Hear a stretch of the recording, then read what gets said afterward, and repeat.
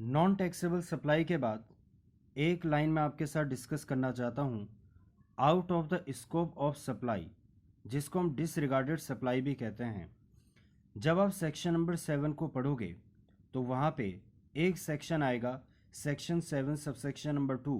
Section number 7 subsection number 2 में schedule number 3 आएगा और शेड्यूल नंबर 3 के अंदर आपको 8 ऐसी ट्रांजैक्शन मिलेंगी जिसको गवर्नमेंट ने सप्लाई के दायरे के बाहर रखा हुआ है। एग्जाम्पल के तौर पर अगर आप लैंड को बेचने का काम करोगे, ज़मीन को बेचने का काम करोगे, तो लैंड जो है वो outside the scope of supply है। इसी तरह से अगर आप एक कंप्लीटेड बिल्डिंग को बेचने का काम करोगे तो वो भी outside the scope of supply है। इसी प्रकार से अगर आप एम्बुलेंस की सर्विस देते हो डेड बॉडी को ट्रांसपोर्ट करने के रिगार्डिंग, तो इसको भी हमने out of the scope of supply रखा हुआ है। यानी कि गवर्नमेंट ने कुछ ट्रांजैक्शंस ऐसी बताई हैं जिसको गवर्नमेंट ने सप्लाई के दायरे के बाहर रखा हुआ है। ऐसी ट्रांजैक्शंस को हम कहते हैं out of the scope of supply. और ये कहाँ पे हमें पढ़ने को मिलेगा? ये हमें पढ़ने को मिलेगा section number 7 subsection number 2 schedule number 3। वहाँ पे 8 पैराग्राफ्स आपको मिलेंगे। उन 8 ट्रांजैक्शंस को गवर्नमेंट ने कहा है कि ये outside the scope of supply हैं, यानी कि वो ट्रांजैक्शन सप्लाई नहीं है, तो उसको हम एग्रीगेट टर्नओवर में भी काउंट नहीं करेंगे। एग्रीगेट टर्नओवर में केवल और केवल सप्लाई को काउंट किया जाता है। तो अगर आप लैंड को बेचने का काम करते हो, वो गवर्नमेंट के अकॉर्डिंग सप्लाई की डेफिनेशन में फॉल नहीं करेगा। तो अगर आप ज़मीन बेचने का काम करते हो तो उसको हम सप्लाई नहीं मानते, तो वो आपकी एग्रीगेट टर्नओवर में भी काउंट नहीं की जाएगी। इसके बाद हम समझते हैं एग्जम्प्टेड सप्लाई। एग्जम्प्ट सप्लाई का क्या मतलब होता है? लिखा हुआ है exempt supply means supply of goods और सर्विसेज और both which attracts nil rate of tax or which may be wholly exempt from tax under section number 11 of the CGST Act or section number 6 of the IGST Act and includes non-taxable supply। तो मैं फिर से बताता हूँ, उन्होंने कहा कि exempt supply का क्या मतलब है। सेक्शन नंबर 2 क्लॉज नंबर 47 में लिखा हुआ है। 2 क्लॉज नंबर 47 से जब हमने पूछा कि एग्जम्प्ट सप्लाई का क्या मतलब है, तो उन्होंने कहा जो आप नील रेटेड सप्लाई करते हो वो एग्जम्प्ट सप्लाई है, जो आप एग्जम्प्ट सप्लाई करते हो वो एग्जम्प्ट सप्लाई है, और जो नॉन टैक्सेबल सप्लाई है उसे भी एग्जम्प्ट सप्लाई में कंसिडर किया गया है। क्या आपको मैंने नील रेटेड सप्लाई के बारे में बताया था? जी हाँ, मैंने आपको बताया था कि जब जीएसटी का कानून आया था तो स्टार्टिंग में गवर्नमेंट ने कुछ आइटम्स की लिस्ट बनाई है जिसमें गवर्नमेंट ने कहा कि हम इसके ऊपर कभी भी जीएसटी चार्ज नहीं करेंगे for the time being, until और अनलेस कभी हमें ज़रूरत पड़े कि अब इनके ऊपर जीएसटी चार्ज करना चाहिए तो हम बाद में कर लेंगे, बट अभी हम जीएसटी चार्ज नहीं करेंगे। तो उस आइटम की लिस्ट को हम कहते हैं नील रेटेड सप्लाई। जैसे दूध हो गया, दही हो गया, तो इसके ऊपर गवर्नमेंट जीएसटी चार्ज नहीं करती। ब्रेड हो गया, ठीक है, जो एसेंशियल आइटम है, जो डेली यूज़ की आइटम है, ठीक है, जो हर घर में जिसकी हर घर में रिक्वायरमेंट होती है, नमक हो गया, तो इसको हम कहते हैं नील रेटेड सप्लाई। तो उन्होंने कहा कि ये भी एग्जम्प्ट सप्लाई है। फिर उन्होंने डेफिनेशन में लिखा हुआ है कि जिसको गवर्नमेंट ने बाद में जाकर के एग्जम्प्ट कर दिया है section number 11 of the CGST act का यूज़ करते हुए, या फिर section number 6 of the IGST act का यूज़ करते हुए, जिसे मैंने आपको एग्जाम्पल दिया था सैनिटरी पैड्स का।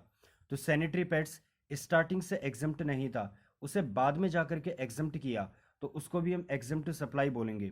फिर गवर्नमेंट ने कहा कि नॉन टैक्सेबल सप्लाई जो होती है, जो मैंने आपको स्टार्टिंग में डिस्कस किया था कि नॉन टैक्सेबल सप्लाई का मतलब क्या होता है, जैसे आपका 5 पेट्रोलियम प्रोडक्ट्स और अल्कोहलिक लिकर की सप्लाई, जो एक्चुअल में सप्लाई तो है लेकिन जिसके ऊपर जीएसटी की लेवी नहीं आती, जिसको जीएसटी की डेफिनेशन से ही बाहर किया गया है। अल्कोहलिक लिकर के ऊपर कभी भी जीएसटी नहीं लग सकता, लेकिन जो 5 पेट्रोलियम प्रोडक्ट्स हैं, अगर जीएसटी काउंसिल कभी फ्यूचर में रिकमेंडेशन दे दे तो उसके ऊपर जीएसटी लग सकता है। जैसे आजकल पेट्रोल डीजल के दाम काफ़ी बढ़ रहे हैं, तो न्यूज़ में ये खबर आ रही है कि हो सकता है कि पेट्रोल डीजल को जीएसटी के स्कोप में लेकर के आया जा सके, जिससे कि दाम कम हो पाए, ठीक है। तो फॉर द टाइम बिंग जो 5 पेट्रोलियम प्रोडक्ट्स हैं उनके ऊपर जीएसटी नहीं लगता, उनके ऊपर वो वैल्यू एडेड टैक्स वही लगते रहता है अभी भी। ठीक है, तो मैं क्या समझाना चाहता हूँ कि भाई हमने नील रेटेड सप्लाई भी समझ लिया था, होली एग्जम्प्ट सप्लाई भी समझ लिया था, नॉन टैक्सेबल सप्लाई भी समझ लिया था। तो इन सबको मिला करके उन्होंने कहा ये सब एग्जम्प्ट सप्लाई है। अब ये समझना पड़ेगा कि इन्होंने एक अलग सी डेफिनेशन क्यों बना दी एग्जम्प्ट सप्लाई। अगर आप एक कॉमन फीचर देखोगे, क्या नील रेटेड सप्लाई में आपको आईटीसी का बेनिफिट मिलता है? द आंसर इज नो, क्योंकि नील रेटेड सप्लाई के केस में आप कोई भी जीएसटी पे नहीं करते, और जब आप जीएसटी नहीं पे करते तो उसके इनपुट के ऊपर आपको आईटीसी का बेनिफिट भी नहीं दिया जाता। इसी प्रकार से जो आप एग्जम्प्ट सप्लाई करते हो, जैसे आपने सैनिटरी पैड्स की सप्लाई की, क्या इसके ऊपर आप जीएसटी पे करते हो? द आंसर इज नो, तो इसके ऊपर भी आपको आईटीसी का बेनिफिट नहीं मिलता। अगर मैं नॉन टैक्सेबल सप्लाई की बात करूं, अगर आप अल्कोहलिक लिकर की सप्लाई करोगे, क्या इसके ऊपर आपको आईटीसी का बेनिफिट मिलेगा? The answer is no. अगर मैं एक कॉमन फीचर देखूं इन तीनों सप्लाई में, तो आपको आईटीसी का बेनिफिट नहीं मिलता।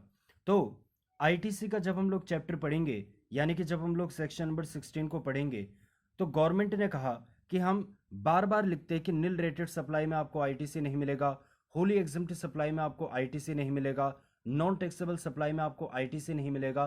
तो इन शॉर्ट हम एक वर्ड यूज कर देंगे इन तीनों तरह की सप्लाई के लिए, जिसको हम कहेंगे एग्जम्प्ट सप्लाई। तो गवर्नमेंट कहेगी कि हम डायरेक्टली बोल देंगे कि आपको एग्जम्प्ट सप्लाई के रिगार्डिंग कोई भी जीएसटी नहीं मिलेगा। तो आई होप ये बात आपको समझ आई होगी कि एग्जम्प्ट सप्लाई का कंसेप्ट क्यों आया। गवर्नमेंट ने कहा कि जिन जिन सप्लाई के रिगार्डिंग आपको आईटीसी नहीं दिया जाता, उसको हम एग्जम्प्ट सप्लाई की एक अलग से कैटेगरी बना देते हैं, जिससे आईटीसी के चैप्टर में लॉ मेकर्स के लिए इजी रहे कि कहीं उन्हें बार बार लिखना पड़ता कि आपको nil rated supply, wholly exempt supply और नॉन टैक्सेबल सप्लाई में आईटीसी नहीं मिलेगा। तो इन शॉर्ट वो लिख देंगे कि आपको एग्जम्प्ट सप्लाई के रिगार्डिंग कोई भी आईटीसी नहीं मिलेगा। ये मैंने एक छोटा सा इसका चार्ट में रिप्रेजेंट किया है। जैसे दो तरह की सप्लाई हैं, नॉन टैक्सेबल सप्लाई और taxable supply. Non taxable supply में मैंने आपको बता दिया था जो अल्कोहलिक लिकर है और जो 5 पेट्रोलियम प्रोडक्ट्स हैं उनके ऊपर जीएसटी नहीं लगता। ठीक है, और टैक्सेबल सप्लाई में भी मैंने 3 कैटेगरी बना दी थी, एक नील रेटेड वाली यानी कि नमक हो गया, दूध हो गया, ब्रेड हो गया, एक होली एग्जम्प्ट वाली सैनिटरी पैड वाला, और एक अदर्स जैसा मोबाइल बेचने का काम कर रहे हो, ठीक है, कैलकुलेटर बेचने का काम कर रहे हो, बुक्स बेचने का काम कर रहे हो, तो इसके ऊपर तो जीएसटी लगता है। तो देखो नॉन टैक्सेबल सप्लाई में ये वाले ट्रांजेक्शन्स, टैक्सेबल सप्लाई में ये दो तरह की ट्रांजेक्शन्स, इनको हम कहते हैं एग्जम्प्ट सप्लाई। ठीक है, अगर आप देखोगे ऊपर इन्हीं तीनों पॉइंट्स को तो कवर कर रखा है, नील रेटेड को, होली एग्जम्प्ट को और नॉन टैक्सेबल को, तो इसको हम कहते हैं एग्जम्प्ट सप्लाई। जीएसटी नहीं पे किया जाता तो आपको आईटीसी भी नहीं दिया जाता।